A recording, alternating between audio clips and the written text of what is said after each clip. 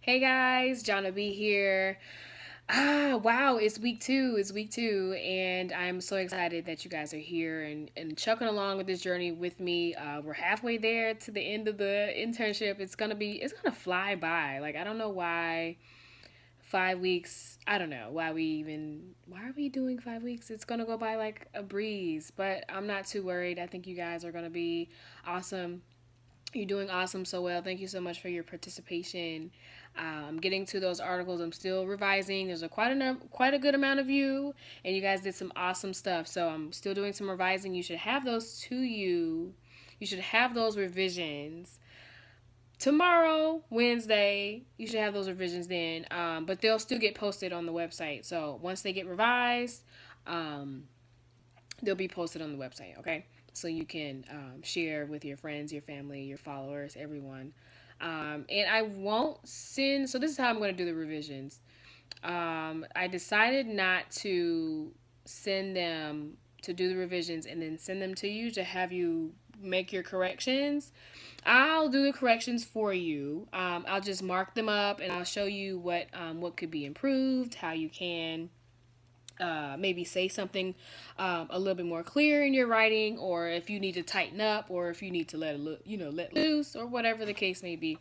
I want to just get you to perfect how you write your writing style because everyone's different, everyone's unique. So you'll have those revisions tomorrow, and once it revised and we've checked off from both of our ends that everything's okay, everything looks fine, it can go ahead and go online, go up. So that's how the revisions are going to happen. And it's week two, like I said, and we have a different topic this week. I probably should have got some more water because I feel like I'm going to have the dry mouth already. Okay, so this week we're discussing the difference between opinion, hard news, and feature articles. So you guys already know what it's like to write an opinion article, right? Because you just submitted one a couple days ago. And like I said, everyone did a great job, and those revisions will be this week. So you already know what it takes to be an opinion writer. You can pretty much just, I wouldn't say what you want to say, but they're really usually clearly labeled in publications and newspapers and such as an opinion section. This is an opinion section. These are the opinion columns. They have the columns, so that the reader doesn't confuse opinion and what's supposed to be news. Because contrary to the belief of what people think about the media, they think that everything is just skewed and, which I can honestly say from a professional standpoint, it is. And we'll actually get into that a little bit later on. As I don't know what week we're gonna do that. We're gonna cover that. I think I might squeeze that in. Yeah, we're gonna talk about gatekeeping, and gatekeeping is what I wouldn't say the average person doesn't really understand about how the world of journalism works. So the more we can spread the knowledge about how journalism works, everyone will be happy, right? Not just blaming the media, because I'm a member of the media, and I don't ouch, it kind of hurts me when people be like, the media is stupid, we don't need the media, blah blah blah, but it's a part of our rights as American citizens. Anyway, I just went off on a tangent, but opinion writing, you know what it's like to write opinions. They usually don't contain sources. Sometimes they do have quotes from other people or sources, but usually they don't. It's usually written in first person from the writer's standpoint. And there's really no doubt that there's bias for a particular subject or topic. So like I said, it's completely opinionated. However the writer feels about a particular subject is how it's going to be written. And that's just no ifs, ands, or but about it. There's no real format to an opinion writing style. It's totally up to the writer at that point. So that's opinion.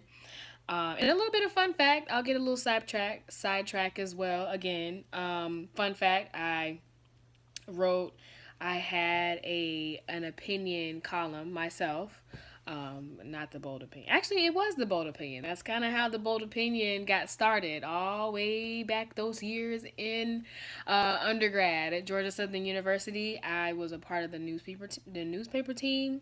I was sports editor for 2 years, and I wrote here and there as editor because I wanted to keep my writing skills together. But I eventually got to this point where I focused mainly on football. So I was a football writer for about like a semester and a half, maybe half a year. And me and another football writer, we focused, like I said, strictly on football.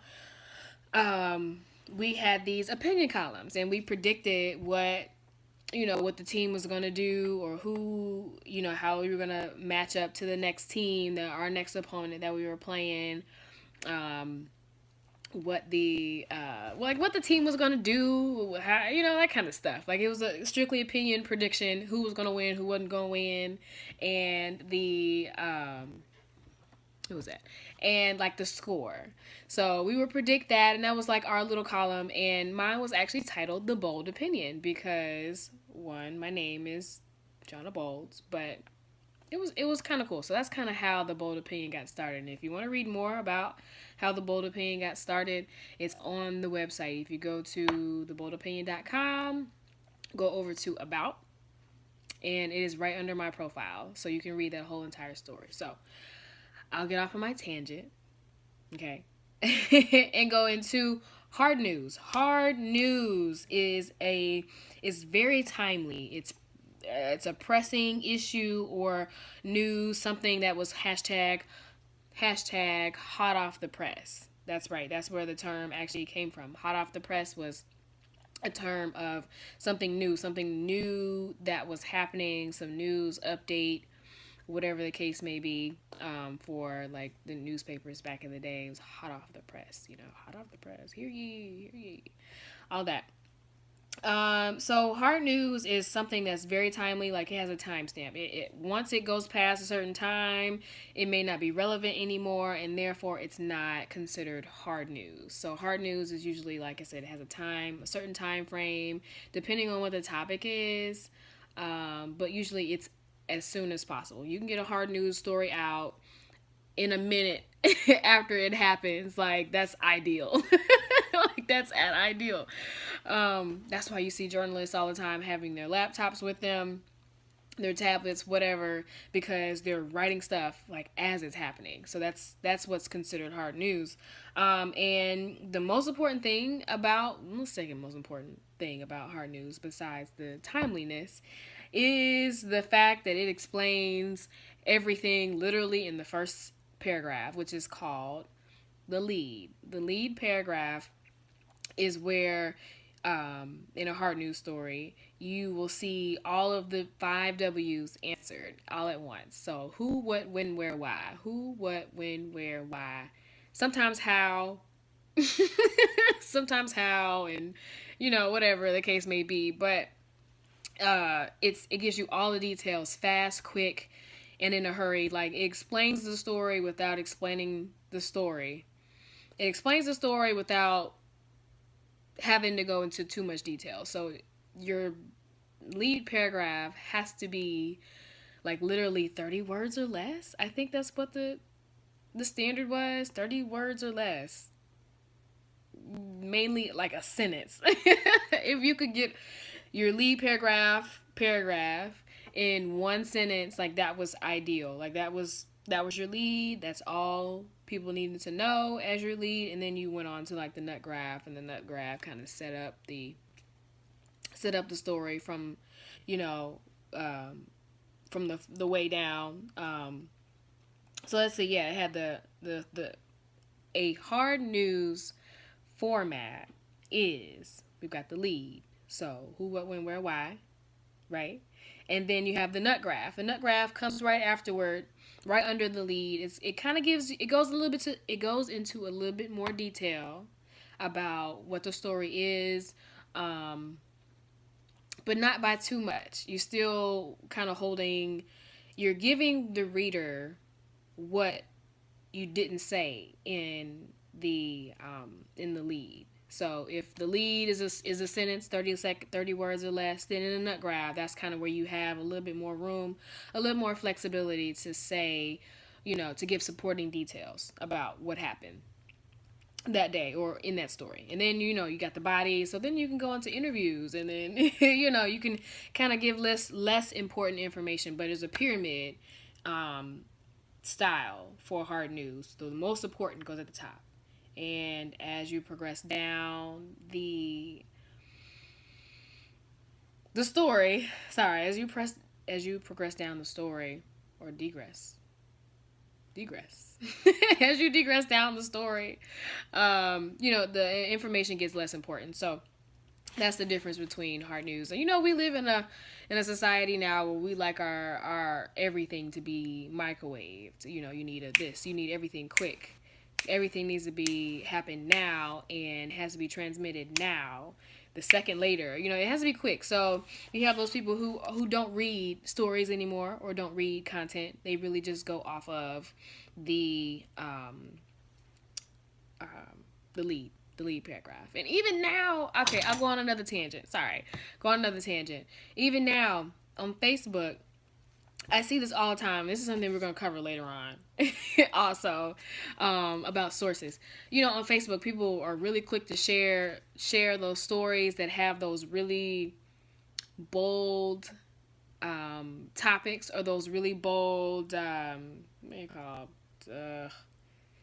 titles. There we go. Not topics. Titles. Those really bold titles that literally say everything in the sentence, in one sentence, or all that you need to know to make a conclusion about what that story is about, or what that content is about. And all you got to do is just read it one time. You're like, oh, okay, well, I get the idea of that. Don't need to read it. Scroll on down to the next one. That's kind of how it happens. So that's what hard news that's the essence that hard news gives you. And examples. Okay, so there's absolutely no bias in hard news. First of all, let me say there's absolutely no bias. It's completely objective. You're supposed to give it to you raw, straight, who, when, where, why. No opinions, nothing. It has to be straight, all facts. All facts. But I will say this. If you want to, and this is the only way you kind of can throw some subjectivity in your hard news stories, obviously going to be in the body, but the interviews that journalists get at these events, or if they're covering a press conference or whatever the case may be, something happens, like the I-85 bridge that collapsed last year here in Atlanta. The I-85 bridge, when that happened, people were all on the scene and getting interviews from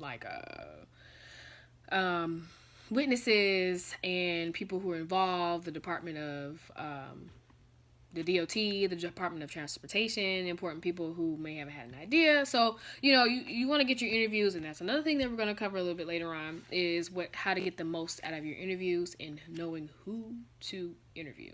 Okay. So just keep that in your mind, put that in the back of your mind. But the way to kind of throw some subjectivity in there in your writing is obviously in the body, but it's through the interviews that you get. So the people that you interview are really the only ones who really can say their opinions about what happened, or they can give a statement about what happened, and that can kind of give the story some type of emotion, So it really can only come from the people you interview.